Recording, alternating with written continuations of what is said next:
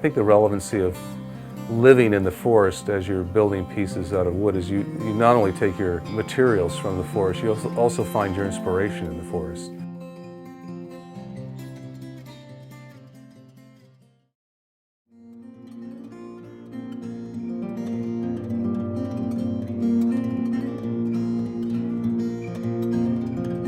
We live here in the foothills of the Berkshires, part of the Appalachian mountain chain, and within that chain there are a diversity of hardwoods that would be the envy of anywhere in the world.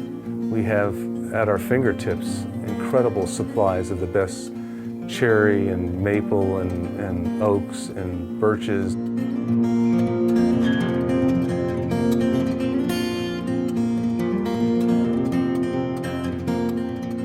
When I started out, my intention was to further the art form.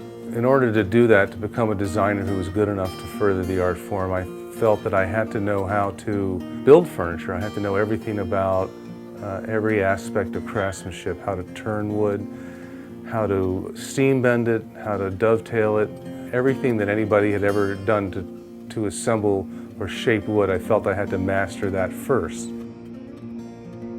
My career began by replicating shaker furniture from 100 years ago, and I did it long enough till I understood the language that they were using.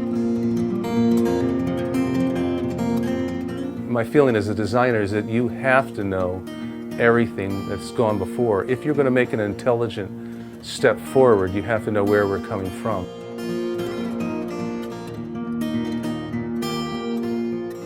I find that my most successful designs are pieces that are derived from historical pieces. So probably 85% of a design is grounded in history, but that 15% is a matter of intuitively finding some inspiration to recreate, redesign, reshape something that has been traditional in a more modern way, in a more contemporary way, and hopefully in a classic way. Deciding on a shape and a design is done, I think one starts out consciously. In my case, I start out consciously with a historic dimensions or function or size. But then when I try to imagine where to take that, it's more sort of a feeling, an intuitive feeling that says, this should really be curved, it shouldn't be straight. It should be more of an example of nature.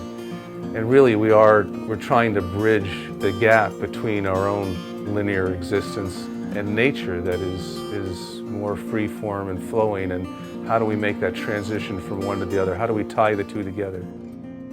There will be that one magic moment when something's just perfect and you have to stop and realize that you're at that point and take it and let that be your design. As you look back in history, you see that lesson over and over again. People who started with one form evolved it to another. And all I'm doing is emulating the work that they did and taking my process from what exists today and wanting to take it to where it should be tomorrow.